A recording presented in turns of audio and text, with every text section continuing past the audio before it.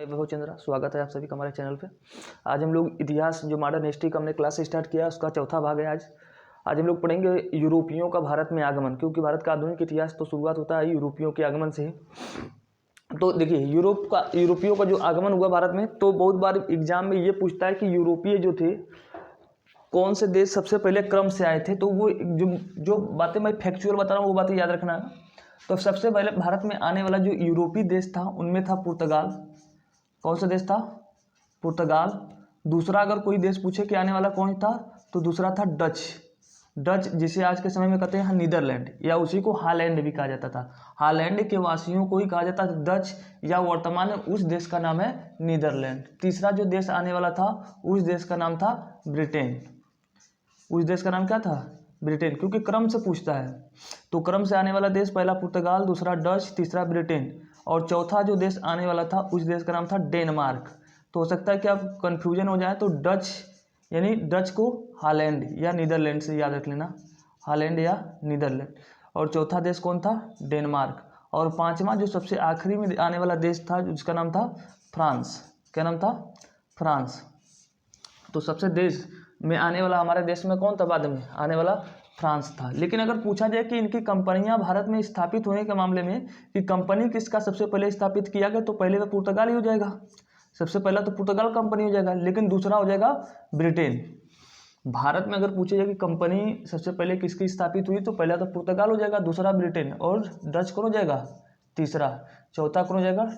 Denmark, और पांचवा हो जाएगा फ्रांस। तो ये क्रम याद रखना, क्योंकि ये बहुत ही जरूरी है। अब सभी के मन में एक सवाल ये उठता होगा कि हमारे देश में यूरोपीय आए तो क्यों आए, यानी इनके आने का पूछा जाए मुख्य कारण। यूरोप, मैं बता दे रहा हूँ मैप में, ये जो मैंने मैप बनाया है, जो नक्शा बनाया है, ये यूरोप का है। ये किसका है? यूरोप का। इसे यूरोप का क्यों कहा जाता होगा? तो याद कीजिएगा कि मैंने एक बार आप लोगों को कहानी में बताया था कि धरती पर आने वाला जो क्रिश्चियन धर्म के हिसाब से मान्यता जो है कि सबसे पहले धरती पर आने वाला व्यक्ति जो था, वो पुरुष जो था, उसका नाम था एडम्स। और सबसे पहले जो महिला एडम्स की हड्डियों से निकाल के बनाई गई थी जो महिला, उसका नाम क्या था? ईयू नाम था। क्या नाम था? ईयू। तो ईयू का जो धरती है, इसलिए उसका नाम क्या पड़ा? यूरोप पड़ा। तो इसलिए नाम उसका है यूरोप। ठीक है, तो ये यूरोप है। और मैंने आप लोगों को जियोग्राफी एक बार बताया था कि जियोग्राफी में बताया था कि एक होती है कर्क रेखा, बीच जो पृथ्वी को दो भागों में बांटती है उसे कहते हैं विषुवत रेखा। 23.5 डिग्री ऊपर जो पड़ता है उसे कहते हैं कर्क रेखा, और 23.5 डिग्री जो होता है उसे क्या कहते हैं नीचे साउथ में मकर रेखा। कर्क रेखा और मकर रेखा के बीच में ही सबसे अधिक गर्मी और सबसे अधिक बरसात होती है। तो जो कर्क रेखा होती है वो भारत से होकर गुजरती है, तो यूरोप उससे क्या होता है, पूरा का पूरा बच जाता है। यूरोप में न तो ज़्यादा गर्मी वहाँ पर पड़ती नहीं, वहाँ पर 8 महीने क्या पड़ती है? 8 मंथ जो होता है वहाँ पर विंटर सीजन रहता है। 8 मंथ, जैसे हमारे यहाँ 8 महीने गर्मी होता है, 4 महीने ठंडी होता है। आप यूरोप में चले जाएंगे तो यहाँ पर 8 मंथ जो होता है वो क्या रहेगा? विंटर रहेगा। 8 मंथ विंटर रहेगा, और 4 मंथ क्या होगा? 4 मंथ वहाँ पर गर्मी रहेगा। गर्मी वहाँ पर ऐसा नहीं पड़ेगा जैसे हमारे यहाँ गर्मी पड़ता है तो एकदम पसीने पसीने हो जाते हैं, शरीर से बदबू आना चालू हो जाता है, वो वाला गर्मी नहीं पड़ता है वहाँ पर। वहाँ पर गर्मी पड़ता है हमारे यहाँ के मार्च और फरवरी जैसा, जैसे मार्च फरवरी वाला जो होता है ना एकदम बसंत का मौसम वाला, तो ऐसा यूरोप में पड़ता है। अब सोचिए कि एक चीज़ कि अगर यूरोप वाला ठंडी हमारे यहाँ 8 महीने पड़े, तो हमारे भारत में क्या होगा कि साबुन की कंपनियाँ बंद हो जाएंगी, नहाएंगे ही नहीं लोग। अभी ठंडी का समय चल रहा है, आज 2 जनवरी है, तो जो लोग वीडियो देख रहे होंगे वो अपना कमेंट कर देंगे कि आज नहाए हैं कि नहीं। तो क्योंकि ठंडी का जब समय चलता है तो हमारे भारत में लोग जनवरी महीना तो ऐसे ही बिता देते हैं, एक दिन नहा लेंगे नए साल पे, फिर उसके बाद खिचड़ी बनाएंगे, फिर खिचड़ी के बाद 1 फरवरी, तो साबुन की कंपनियां तो बंद हो जाएंगी। तो लेकिन यूरोप में ऐसा नहीं है। यूरोप में उस वक्त जो मैंने कहा कि ठंडी का वहाँ पर 8 महीने पड़ता है, तो इसका मतलब है कि वहाँ पर बहुत से फसलें नहीं होंगी। यूरोप का भारत में आगमन होने का कारण सबसे बड़ा था वहाँ का भौगोलिक दशाएं। भौगोलिक दशाएं का मतलब वहाँ के जलवायु सब। अब वहाँ पर 8 महीने ठंडी पड़ रही, तो वहाँ पर चावल की खेती नहीं होगा, मसालों की खेती नहीं होगा, तो बहुत सी चीज़ों का, बहुत से फल नहीं होंगे, जैसे आम की खेती नहीं हो सकती, बहुत सी चीज़ों की खेती नहीं होगा। तो एक तरीके से वहाँ पर खाने पीने संसाधनों की क्या हो गई थी? कमी थी यूरोप में। तो यूरोप में जब वहाँ पर और वहाँ पर अधिकतर लोग क्या पसंद करते थे, मांस पसंद करते हैं। वहाँ पर मांस, हमारे यहाँ जैसे हम लोग व्रत रहने का त्यौहार बनाए हैं कि हफ्ता में एक दिन व्रत रहेंगे, मांस नहीं खाएंगे, गाय को गौ माता, या बहुत तरह के जो हम लोगों ने अपनी परंपरा बनाई ली है। यूरोप में ऐसी परंपरा नहीं बनेगी, क्योंकि वहाँ पर खाने पीने की क्या है, कमी है। अगर वहाँ पर व्यक्ति अगर ऐसी परंपरा बना लेंगे तो उनका जीवन ऐसे भी खतरे में है और खतरे में पड़ जाएगा। तो ऐसे समय में वहाँ पर मांस जो होते हैं यूरोप में, आज भी यूरोप में जो मांस होते हैं आज भी, क्योंकि बर्फ़ ठंडा है तो जल्दी मांस बिगड़ेगा नहीं, तो मांस एक वहाँ पे एक बकरा काट लेते हैं तो एक हफ्ता तक खाते थे उस वक्त कि, और क्योंकि बकरा जल्दी ख़राब नहीं होता था। अगर भेड़, उन किसी भी जानवर से उनको प्रेम नहीं, सब उनके लिए सब जानवर क्या होते हैं, एक प्रकार से आहार का काम करते हैं। और हमारे भारत में तो जानते हो बहुत से जो जानवर होते हैं वो तो हमारे रिश्तेदार होते हैं। कोई माता है तो कोई मौसी है, बिल्ली मौसी है, तो जैसे गाय माता है, कुत्ते को भी शायद मामा मामा कहते होंगे। तो ऐसी परंपराएं हमारे यहाँ बनी हैं, वहाँ पर ऐसी परंपराएं नहीं थी। मामला तो जैसे अगर मैं और एक चीज़ बताऊँ आपको, यूरोप में कल्चर भी, यूरोप या नॉर्थ अमेरिका का कल्चर भी बड़ा अजीब है। अजीब ये है कि वहाँ पर जैसे हमारे भारत में कोई व्यक्ति बहुत अमीर घर पैदा हो गया तो उसके बच्चे जो होते हैं कुछ काम नहीं करेंगे तब वो अपने जीवन में वो अमीर ही बन के रहेंगे। लेकिन अब अमेरिका में अगर एक वहाँ पे बहुत कल्चर चलता है कि जो व्यक्ति, जो बालक पढ़ रहा होगा, कक्षा 12 पास कर लेता है, तो उन बच्चों को माता पिता से पैसे मिलना बंद हो जाते हैं। ऐसे समय में वहाँ के बच्चों को आत्मनिर्भर बनना पड़ता है। आत्मनिर्भरता का मतलब है कि वो अपना खुद कमाए, खुद पढ़े, सब कुछ करे अपने से। अब ऐसे में बच्चा कितनों बड़े बाप का अमीर का लड़का हो, और वहाँ के सरकारी नौकरियों में भी वरीयता उसी को दी जाती है कि जैसे वहाँ पर कोई अच्छे नंबर से पास हुआ, फर्स्ट डिवीजन से पास हुआ, उसके आधार पर नौकरी नहीं लगती है। उनसे अनुभव मांगे जाते हैं, एक्सपीरियंस मांगे जाते हैं। एक्सपीरियंस का मतलब जैसे आपसे मांग लिया जाएगा, भाई आपने कहाँ पर काम किया है, आपने जैसे कहीं पर आपने होटल में अगर वेटर का काम किया है, वेटर समझते हैं जैसे जो खाना वाना देने के कार्य करते हैं, तो उन्हें होटल से कम पैसे मिलते हैं लेकिन उनको टिप्स अच्छा खासा मिलता है। क्योंकि अमेरिका में एक ये कल्चर है कि जो व्यक्ति अगर कहीं होटल पे खाने गया तो वहाँ पर सभी व्यक्तियों को पता है कि ये जो वेटर के जो नौकरी कर रहे हैं ये एक्सपीरियंस ले रहे हैं, तो वो सभी लोग ऐसे लड़कों को क्या करते हैं, टिप्स देते हैं। हर कोई व्यक्ति देता है टिप्स, वहाँ पर अमेरिका में बड़ी प्रचलन में, क्योंकि उनके जो गार्जियन आते हैं होटल में खाने के लिए तो जानते हैं कि बच्चे आत्मनिर्भर हैं, तो सब लोग अपने इसी टिप्स से पढ़ाई लिखाई खान पीना सब इसी से चल रहा है, तो इसलिए वो लोग क्या करते रहते हैं, टिप्स दे देते हैं कि भाई इसी से अपना जीवन चले। तो ऐसे क्या होता है कि बच्चों के अंदर आत्मविश्वास भी बढ़ता है, वहाँ पर लोगों के रिस्क लेने की क्षमता बढ़ती है, लोग जागरूकता बढ़ती है, और बच्चे को भी घमंड नहीं रहता है कि हमारे बाप ने ये किया वो किया, कुछ नहीं रहता। इसलिए आज के समय में अमेरिका के विकसित होने का सबसे बड़ा कारण एक ये भी है। तो चलिए हम लोग देखते हैं। तो मैंने मामला है ये जो यूरोप है, यूरोप में मैंने कहा कि सबसे अधिक यहाँ पर क्या लोग खाते हैं, मांस खाते हैं।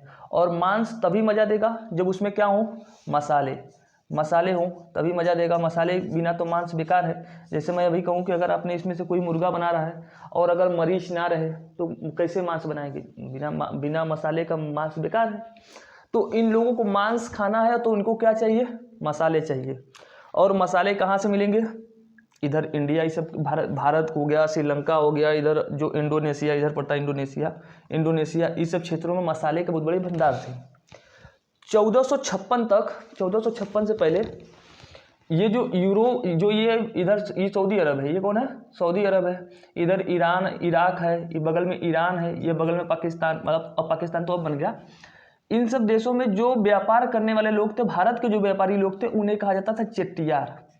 क्या कहा जाता था, चेट्टियार कहा जाता था। उन्हें क्या कहा जाता था, चेट्टियार। और जो मुसलमान यहीं पर व्यापार करते थे, अरब में ही व्यापार करते थे, उन्हें कहा जाता था चुलिया मुसलमान। ये नाम ही रखना, क्योंकि एग्जाम में ये पूछ लेता है कि जो अरब के लोग भारत से मसाले का व्यापार करते थे यूरोप तक, उन्हें क्या कहा जाता था। तो याद रखना कि उन्हें चेट्टियार कहा जाता था। और जो मुस्लिम जो अरब में ही व्यापार करते थे उन्हें चुलिया कहा जाता था। उन्हें क्या कहा जाता था, चुलिया। लेकिन 1456 में ये जो रास्ते थे, मतलब यूरोप को अगर भारत से व्यापार करना हो तो 3 रास्ते थे। एक तो इस यूरोप से इधर से होते हुए भारत में आकर व्यापार करें, एक तो ये था कि अरब से होकर के व्यापार करे भारत में मसाले का, और एक था ये भूमध्य सागर से होते हुए लाल सागर, ये लाल सागर है, ये भूमध्य सागर है, लाल सागर से होते हुए भारत में आके क्या करे, व्यापार करे। ये तीनों रास्ते लेकिन किससे होकर चल रहे थे, बीच में तो मुस्लिम पड़े थे, इधर क्रिश्चियन धर्म के लोग रहते हैं, इधर इस्लाम धर्म के लोग रहते हैं। इन दोनों धर्मों के बीच में 1456 में विवाद हो गया, झगड़े हो गए। इस्लाम धर्म के लोग कहते थे कि मेरे अल्लाह महान है, ये लोग कहते थे कि हाँ तुम्हारे अल्लाह महान है, हमारे गॉड महान है। जैसे आज के समय में वर्तमान में देख लिया जाए तो लोग लगे हुए हैं हमारे राम महान है, मेरे अल्लाह महान है। तो उलम महान है तो आपस में लड़े ना भाई, हम लोग काहे लड़े। लेकिन वही बात, इनके क्रिश्चियन यूरोप में जो चर्च के जो पादरी लोग हैं उनको अपने धर्म को महान बताना है, इस्लाम धर्म में जो मौलवी हैं उनको अपने धर्म, इनको ठीका मिला है ना, इनके ईश्वर ने इनको सर्टिफिकेट दे के भेजा है कि बेटा जाओ धरती पर मेरा काम तुम करना। कितने अजीब लोग हैं। तो ये लोग में विवाद हो गया और ये रास्ते बंद हो गए कि अगर ये लोग अगर इस रास्ते से अगर व्यापार करेंगे अब तो इसका मतलब है कि इस्लाम धर्म के लोग इन क्रिश्चियनों को छोड़ेंगे नहीं। मामला बहुत गंभीर हो गया इनके लिए। तो ऐसे समय में अब यूरोपियों के लिए ये था कि भाई अब हम भोजन बढ़िया कैसे करेंगे जब मसाले हमारे यहाँ नहीं है। तो उस वक्त यहाँ पर एक देश है जिसका नाम है पुर्तगाल। क्या नाम है? पुर्तगाल। यहीं पर है देश जिसका नाम है पुर्तगाल। पुर्तगाल नाम है। और पुर्तगाल जिस देश के अधीन आता है, मतलब बड़ा सा जो देश है उसका नाम है स्पेन। क्या नाम है? स्पेन। और उस वक्त स्पेन का जो राजा था 1490-95 के टाइम में, 1490-95 के टाइम में उस व्यक्ति का नाम था हेनरी। क्या नाम था? हेनरी। हेनरी वहाँ का राजा था। इसी को हेनरी द नेविगेटर भी कहा जाता है। एक मतलब नाविक कहा जाता है इसे, हेनरी द नेविगेटर, नाविक, क्योंकि ये समुद्री मार्गों की खोज करने में बहुत आगे था। इसने एक यंत्र बना लिया था जिसका नाम था कंपास। उस यंत्र का क्या नाम था? कंपास नाम था।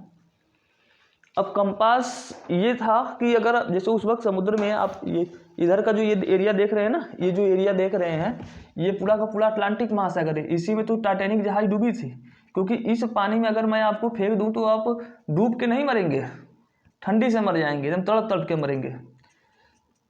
जैसे समझ लीजिए कि अगर आपको मैं कल्पना कराऊं तो शाम का पानी आप इस वक्त ठंडी के समय में खुले में रख दीजिए और सुबह जब ठंडा ठंडा मौसम चल रहा हो तो उसी ठंडे पानी से आप नहा लीजिए। क्या नहाएंगे? आपको सिर्फ नहाने के लिए कर दिया जा रहा है। वो वाला अटलांटिक महासागर है, इतना ठंडा। इस अटलांटिक महासागर से में जब कोई निकलता था अपने नाव लेकर के तो ये नहीं पता होता था कि दिशा किधर है, दिशा का भी पता नहीं होता था। और जब ये कंपास मशीन बना लिया हेनरी ने तो उसने बता दिया कि अब उससे पता चल जाता था कि दिशा कौन सी दिशा किधर है, दिशा पता चल जाता था। तो हेनरी ने बना लिया था कंपास। तो अब तो उस वक्त उससे पहले यूरोप में एक व्यक्ति और हुआ था जिसका नाम था मैगलन। क्या नाम था? मैगलन। नाम याद रखना कि मैगलन एक व्यक्ति था जिसने पहली बार समुद्री मार्ग के माध्यम से पूरे पृथ्वी की क्या की थी? चक्कर लगाई थी समुद्री मार्ग के माध्यम से। और उसने बताया था कि हमारी पृथ्वी क्या है? गोल है। तो अगर कोई आपसे पूछे कि बताओ भाई कौन सा ऐसा व्यक्ति था जिसने पहली बार पृथ्वी का चक्कर लगाया था समुद्री मार्ग के माध्यम से? मैगलन साहब ने। तो मैगलन साहब ने चक्कर लगा के बता दिया था। तो यूरोपियों को ये तो विश्वास हो गया था कि अगर हम किसी एक जगह से एक ही दिशा में चलेंगे तो हम फिर उसी जगह पे आ जाएंगे। तो ये मान करके इस पुर्तगाल से एक व्यक्ति निकला था, पुर्तगाल से 1492 में। कब निकला था? 1492 में एक व्यक्ति निकला था जिसका नाम था कोलंबस। क्या नाम था? कोलंबस। ये कोलंबस यहाँ से निकला लेकिन ये कंपास नहीं लिया था। कंपास मतलब जिससे दिशा का पता लगाया जाता है, कंपास। कंपास मशीन का नाम है, यंत्र का नाम है जिससे दिशा, वो कंपास नहीं लिया था। और इन लोगों को यूरोप में इन लोगों को पता था कि इंडिया जो है वो किधर है? पूरब में है। लेकिन समुद्र में निकला कंपास न लेने की वजह से ये बेचारा पूरब में न जाकर किधर चला गया? इधर पश्चिम में चला गया। पश्चिम में चला गया तो ये पहुंच गया कहाँ पर? अमेरिका में पहुंच गया। अमेरिका में, ये यूएसए है ना आज के समय अमेरिका। अब यहाँ पे उस वक्त नागरिक नहीं रहते थे, अमेरिका में कोई नहीं रहता था, बस वहाँ पे एक ट्राइब्स रहती थी जिसे कहा जाता था रेड इंडियन। बाद में कहा गया इनको रेड इंडियन, क्योंकि अगर आप ये देखेंगे अमेरिका वाला हिस्सा अगर आप देखेंगे रेड इंडियन कहा जाता था। तो याद रखना कि अमेरिका की जो जनजाति है उसे क्या कहा जाता है? तो रेड इंडियन कहा जाता है। अगर अमेरिका का ये वाला हिस्सा देखेंगे तो इसे कहा जाता है अलास्का। क्या कहा जाता है? अलास्का, ये अलास्का कभी रसिया का भाग हुआ करता था, लेकिन बाद में अमेरिका ने 1868 में खरीद लिया। ये अलास्का जो है रूस से जुड़ा हुआ है। ये अलास्का, अगर मैं भारत पूरे विश्व को अगर गोल बनाऊं तो ये अलास्का और रसिया एक दूसरे से सटे हुए हैं। तो एशिया के ही लोग जो रसिया के माध्यम से सटा हुआ एरिया जो होता था, यहाँ पर आके जो बस गए थे वो ठंडी पड़ने के कारण रेड हो गए थे। अब चूंकि वो इंडिया की खोज करने के लिए निकला था कोलंबस, यहाँ पर पहुंचा तो कहा कि हमें इंडिया मिल गया। तो अब यहाँ के जो राजा था हेनरी को दिखाने के लिए कोलंबस ने यहाँ की इन जनजातियों को पकड़ के लेकर गया, कहाँ पर, पुर्तगाल में, कि देखिए भाई राजा साहब के पास, कहा राजा साहब देखिए मैं इंडिया की खोज कर ली है। तो वहाँ के राजा ने कहा अरे मूर्ख, मैंने कहा था इंडिया को खोज के लेने के लिए, तुम ये रेड लोगों को पकड़ के ले, क्योंकि पता था कि इंडिया के लोग सांवले टाइप के होते हैं, तुमने रेड पकड़ के ले गए, ये कहीं दूसरी जगह पकड़ के लेके आ गए हो। उसने बताया कि नहीं वहाँ पर कोई लोग नहीं रहते थे। तो बाद में कहा, वहाँ के राजा ने कहा कि इनको जहाँ से लाया वहाँ पर छोड़ दिया जाए, तो उनको वहीं पर छोड़ दिया गया।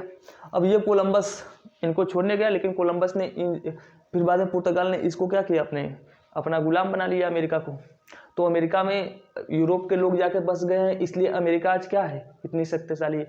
अमेरिका के जो बुद्धिजीवी और रूढ़िवादी नहीं थे वो जाकर अमेरिका में बसे हैं, इसलिए अमेरिका आज के समय में क्या है, बहुत बुद्धि, क्योंकि रूढ़िवादी जहाँ पे नहीं रहेंगे तो वो लोग विकसित होंगे, तो सिंपल सा मतलब है। अमेरिका इसलिए क्या है आज बहुत आगे पहुँच गया। फिर उसके बाद जब इंडिया की खोज वो नहीं कर पाया कोलंबस, तो उस कोलंबस का जो नाविक था उसका नाम था अमेरिगो, उसी के नाम पे इसका नाम क्या पड़ गया, अमेरिका पड़ गया। तो पूछा जाता है कि अमेरिका की खोज किसने की थी, तो कोलंबस। एक चीज़ और याद रखना कि अगर पूछा जाए कि कोलंबस किस देश का नागरिक था, तो स्पेन का था। भले वो अगर आप नेट पे सर्च करके आप पढ़ेंगे कहीं ना, तो आपको मिलेगा कि उसका जन्म स्विट्जरलैंड के जेनेवा में हुआ था, लेकिन वो जन्म स्विट्जरलैंड के जेनेवा में हुआ था, लेकिन उसका पालन पोषण जो नागरिकता थी वो कहाँ का था, स्पेन का था। किसका, कोलंबस का। फिर उसके बाद कंपास लेके निकला कौन, उसके बाद 87 में 1487 में ही यहाँ से एक व्यक्ति और निकला था, उसका नाम था बार्थोलोमियो डियाज। एक व्यक्ति था 1487 में, बार्थोलोमियो, नाम याद रखना, जितने मैं नाम बता रहा हूँ सब नाम याद रखना, क्योंकि ये सभी क्वेश्चन पूछे गए हैं कंपटीशन एग्जामों में। बार्थोलोमियो डियाज, ये बार्थोलोमियो डियाज अब इंडिया तक के रास्ते खोज करने के लिए निकला। ये बार्थोलोमियो डियाज थोड़ा पहले निकला था, कोलंबस से पहले इंडिया खोज करने के लिए, क्योंकि ये भी नहीं खोज कर पाया था। तो या तो उसी समय की बात है, आगे पीछे हो गया होगा इतिहासकारों द्वारा भी। तो यहाँ से जब निकला था बार्थोलोमियो डियाज, तो वो इंडिया की खोज करने के लिए पहुंचा था कहाँ पर, अफ्रीका का जो सबसे दक्षिणतम बिंदु है उसका नाम क्या है, केप ऑफ गुड होप। क्या नाम होता है, Cape of Good Hope, Cape of Good Hope जगह का नाम है। गुड होप मतलब क्या होता है, अच्छी आशा, होप मतलब क्या होता है भाई, आशा होता है। तो केप ऑफ गुड होप। ऐसे एक चीज याद रखना कि अगर आपसे पूछा जाए कि अफ्रीका का सबसे दक्षिणतम बिंदु क्या है, तो अगुलहास है, अगर अगुलहास। लेकिन यहाँ मैं बता रहा हूँ सिर्फ ना कि केप ऑफ गुड होप तक पहुँचा था। केप ऑफ गुड होप इसलिए इसका नाम था क्योंकि जब बार्थोलोमियो जो डियाज था, जब ये पहुंचा इंडिया की खोज करने के लिए यहाँ तक, इसे एक उम्मीद की किरण दिखाई दी कि भाई अब हम इंडिया की खोज कर लेंगे। उम्मीद की किरण को ही इंग्लिश में क्या बोलते हैं, गुड होप कहते हैं। उम्मीद की किरण को क्या कहते हैं, गुड होप, मतलब अच्छी आशा। तो केप ऑफ गुड होप तक वो पहुंचा, कौन, बार्थोलोमियो डियाज। फिर उसके बाद वो आगे नहीं जा सका, फिर वहाँ से वो क्या हो गया, लौट करके चला गया, लेकिन इस जगह तक वो पहुंच चुका था। फिर उसके बाद 1498 में ही 1498 में एक व्यक्ति और निकला, जिस व्यक्ति का नाम था वास्को डी गामा। क्या नाम था, वास्को डी गामा। इसका नाम बहुत सुना होगा, आज भी भारत में लोग कहते हैं Vasco D gamma. Vasco D gamma को चूंकि यहाँ तक का रास्ता तो पता था, क्योंकि बार्थोलोमियो डियाज यहाँ तक के रास्ते की खोज कर ली थी। जब वो यहाँ पर पहुँचा तो उस वक्त गुजरात का एक व्यापारी, इंडिया में जो गुजरात है, गुजरात का एक व्यापारी था जिसका नाम था अब्दुल मुनीर। ये भी नाम पूछा जाता है। उस व्यापारी का क्या नाम था, अब्दुल मुनीर।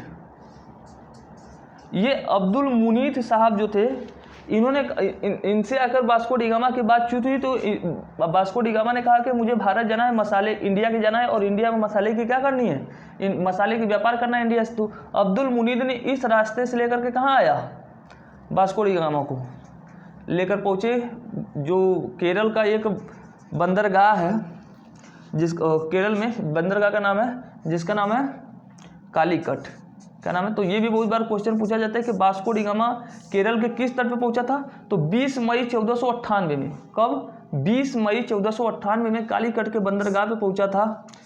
इस बंदरगाह का नाम भी कभी कभी पूछ लिया जाता है, तो उस बंदरगाह का नाम है कप्पक डाबू, कप्पक डाबू नाम है उस बंदरगाह के नाम क्या भाई, कप्पक डाबू। और उस वक्त यहाँ का जो राजा था, केरल का जो कालीकट है, यहाँ का जो राजा था, उस राजा का नाम था राजा जमोरिन। जमोरिन मतलब राजा, उस वक्त वहाँ के जो राजा थे उनके खानदान में चला रहा था। जमोरिन एक पद होता था, जैसे होता है ना, लोग हमीद लगाते हैं अपने नाम के पीछे, बहुत लोग एक वंश होता है, तो उसी तरीके से या सिंह लगाते रहते हैं अपने पुत्र, पिता का पुत्र तो सिंह सिंह सिंह लगाते रहते हैं। तो वहाँ के राजा जो थे जमोरिन लगाते थे। और वो कौन सा जमोरिन था, तो उसका नाम था शायद गोविंद जमोरिन था। तो जमोरिन, बस इतना नाम याद है कि कौन सा राजा था, तो राजा जमोरिन। राजा जमोरिन को जब पता चला कि कोई व्यक्ति हमारे भारत में आया है, विदेश से आया है, और वास्को डी गामा जब वहाँ से चला था तो 90 दिन में पहुँचा था। कुल 15,000 किलोमीटर की लंबाई दूरी है यहाँ से, 15,000 किलोमीटर की, और आने में करीब 90 दिन लगा था। तो 90 दिन तक इन महासागरों में ठंडी गर्मी को झेलते झेलते वास्को डी गामा चला तो था खूब बेचारा, खा पी के मोटा तगड़ा होकर के, लेकिन यहाँ पर पहुँचा तो सूख करके एकदम, जैसे भारत में कहते हैं सूख के अमहर हो गया है, तो एकदम बेचारा सूख के अमहर हो गया था। तो अब जब भारत में पहुँचा तो खूब बढ़िया सा कोट वोट पहना था, करीब 6-6.5 फीट का था, खूब गोरा चिकना भी था, लंबा हैंडसम भी था वास्को डी गामा। तो भारत में तो बहुत से लोग जानते हो कि कोई विदेशी आ जाता है तो आज भी गांव में कैसे सब मेले लगा लेते हैं कि देख ले एक बार ये कैसा विदेश का आदमी है। तो उस वक्त उसकी खूब धूमधाम से स्वागत किया गया। पुर्तगाल से आया व्यक्ति था, खूब धूमधाम से उसका स्वागत किया गया वास्को डी गामा का। और यहाँ इस केरल जो कालीकट बंदरगाह, यहाँ पर खूब धूमधाम से इसका स्वागत किया गया। यहाँ पर आया, कुछ दिन तक रहा 1498 में। फिर उसके बाद यहाँ से जब गया इस रास्ते से, तो अगर आपने सुना होगा कि वास्को डी गामा ने भारत की खोज की थी, तो भारत की खोज उसने नहीं की थी, उसने इस समुद्री मार्ग की खोज की थी। ये जो समुद्री मार्ग नहीं था, समुद्री मार्ग, इसी रास्ते में पड़ता है एक देश, अगर आपने सुना हो तो एक पड़ता है जिसका नाम है मॉरिशस। एक देश यहाँ पर है मॉरिशस, सेशल्स, मेडागास्कर, ये सब पढ़ते हैं ना, मेडागास्कर है, मॉरिशस है, सेशल्स है, कुल कई छोटे छोटे आइलैंड पड़ते हैं, जिंजीबार आइलैंड पड़ता है, सब बहुत छोटे छोटे पड़ते हैं, न्यूमूर आइलैंड पड़ता है, तो कई पड़ते हैं। इस रास्ते से फिर कोलंबस होकर के कहाँ गया, यूरोप में। तो यूरोप में गया। अब यूरोप में जब वो यहाँ से गया तो उसको भारी मात्रा में क्या हुई, लाभ प्राप्त हुआ। यहाँ मतलब कि अगर वो यहाँ से 1 रुपये का माल खरीदा तो यूरोप में गया तो कितने का माल बिक जाएगा, 60 रुपये का, मतलब 60 गुना फायदा हुआ था। और यूरोप में जैसे ही वो अपना माल लेके पहुँचा, यूरोप में खुशियों की लहर कि अब जो मांस हम लोग कच्चा खाली भूज के खा रहे हैं बेमजा, खाली जीवन जीने के लिए, अब मसाले चलेंगे। अब यूरोप में ये था कि मसाले जैसे पहुँचे तो एक बार लूट पड़ जाती है ना, एकदम लूट पड़ी। इसलिए अब पुर्तगाल चाह रहा था कि पूरे यूरोप पे क्या रहे, मेरा कब्जा रहे इस पूरे यूरोप पे। और कब्जा कैसे रहेगा, मसाले के खातिर। और मसाला मेरे पास तब तक रहेगा जब तक ये रास्ता, ये मार्ग किसी और को पता न चले। ये मार्ग को छिपाने के लिए पुर्तगाल ने बहुत से षड्यंत्र रचे। 100 सालों तक इस मार्ग को क्या किया, बचा कर रखा था। जब कोई दूसरे देश का, तो दूसरा जो देश इसका पीछा कर रहा था वो एक देश है जिसका नाम है डच, हालैंड, नीदरलैंड। वो सोचता था कि ये समुद्री मार्ग हमें मिले, क्योंकि ये जितने का माल लेके जाते थे बहुत महंगा करके बेचते थे यूरोप में। क्योंकि अगर कोई मार्केट में एक ही व्यक्ति जब माल बेचने वाला होगा, दूसरा व्यापारी नहीं होगा, तो यूरोप में क्या करेगा, सिंपल सा मतलब है कि अपना माल महंगा बेच के लूटेगा वहाँ पर। तो दूसरे देश सोच रहे थे कि यार वो मार्ग हमें पता चल जाए तो मसाले का हम भी व्यापार करेंगे, तो हम क्या करेंगे, इनके माल को थोड़ा सा सस्ता कर देंगे। तो डेनमार्क जो था वो पीछा करता रहता था। ये पुर्तगाली बड़े चालाक थे। ये जो अफ्रीका के इधर के जो देश है ना, यहाँ पर एक पड़ता है कांगो गणराज्य, इसी में नाइजीरिया, बुर्किना फासो, घाना, कुल कई देश पड़ते हैं इसी जगह, लाइबेरिया, गोल्ड कोस्ट, कई देशों पड़ते हैं, छोटे छोटे देश हैं। यहाँ के लोग पिग्मी जनजाति का नाम सुने? पिग्मी जनजाति, जो नाटे नाटे होते हैं पेड़ों पर रहने वाले, पिग्मी जनजाति। पुर्तगाली बड़े चालाक थे, वो आते थे इधर यहाँ इस जंगल में घुसते थे और अपने निकल के नाव लेकर के भाग आते थे। और इनको देखते देखते वो सोचते थे कि डेनमार्क में सोचते थे कि बस इंडिया पहुंच गए, बड़ा जल्दी पहुंच गए। यहाँ पर जैसे ही पहुंचते थे कि एक बार घुसे जंगल में तो पुर्तगाली तो चालाक से निकल के भाग जाते थे, ये बेचारे जंगलवा में रिश्तेदार बन जाते थे। ये जो पिग्मी या जो ट्राइबल्स थे, ये लोग क्या करते थे, क्योंकि कैनिबल होते थे। कैनिबल का मतलब होता है कि जो अपनी ही जाति के लोगों को खा जाए। ये व्यक्ति सोचते थे कि बहुत बढ़िया रिश्तेदार के काम करेंगे। यूरोप के लोग गोरे तगड़े खूब लंबे चौड़े आते थे, पकड़ के सब काट के भजिया बनाते थे, बहुत बढ़िया। इनके अलग अपनी जैसे यूरोप में आप जाएंगे, बहुत से देश आज भी समय में, अगर मैं आज के समय की बात करूँ तो अभी अफ्रीका में आज भी जाएंगे तो कुछ ट्राइब्स ऐसे हैं कि उनमें जब कोई व्यक्ति बुजुर्ग हो जाता है तो शाम को पार्टी वोटी मनाएंगे, फिर उनका मूड़ी उड़ी काटेंगे, फिर बढ़िया से रिश्तेदार बनाएंगे, क्योंकि वहाँ पे खाने की कमी है भाई। अफ्रीका में आप चले जाएंगे इन क्षेत्रों में, तो इन क्षेत्रों में बहुत अधिक खाने की कमी है, क्योंकि सहारा मरुस्थल पड़ता है, बहुत बड़ा एरिया। तो इनमें व्यक्ति ऐसे समय में क्या करेंगे कि जो व्यक्ति बुजुर्ग हो जाएगा उस व्यक्ति का रिश्तेदार बनाया जाएगा। आप भी अगर रहते तो आपका भी बुढ़ौती में रिश्तेदार बनता। वही नहीं, ये कनाडा आप चले जाएंगे, इस कनाडा का जो यहाँ के एस्किमो जनजाति है, एस्किमो जनजाति, इनमें भी ये परंपरा चलती है कि अगर कोई व्यक्ति 50 साल डाक जाए या 60 साल का उम्र डाक जाए तो उनको अपना प्राण खुद से त्यागना पड़ता है, क्योंकि उनकी उम्र क्या हो जाती है, वहाँ पर लोगों को जीने के लिए बहुत कठिन परिश्रम करना पड़ता है। अगर बूढ़े बुजुर्ग ही लंबे समय तक जिएंगे तो नई आने वाली जो पीढ़ियाँ हैं इनको हम भोजन कहाँ से अवेलेबल कराएंगे, क्योंकि यहाँ पर जीवन बहुत कठोर है। इसलिए वो लोग क्या करते हैं, मानव को ही खा जाते हैं। तो ऐसी ही जनजाति यहाँ पर भी पाई जाती है। तो लेकिन ये जो बाद में जो डेनमार्क था, ये जो मैंने कहा ना कि सबसे पहले पुर्तगाल आया था, फिर बाद में डच या हॉलैंड, नीदरलैंड, ये 1498 में है, ये 1598 97 के समय में ये भी सफलता प्राप्त कर लिए। कौन से लोग? डेनमार्क के लोग। फिर उसके बाद तो एक देश को, जैसे गांव में पड़ोसी को एक बात पता चल जाए तो फिर दूसरे पड़ोसी के घर में, एक को पता है तब तक तो बात ठीक, जैसे एक से दूसरे व्यक्ति के कान में पहुंची समझ लें भांडा फूट गया। अब भांडा फूट ही गया, डेनमार्क को पता चला तो जल्दी जल्दी क्या होगा, पूरे यूरोप में खबर फैल गई कि भाई इंडिया के मार्ग की खोज हो चुकी है।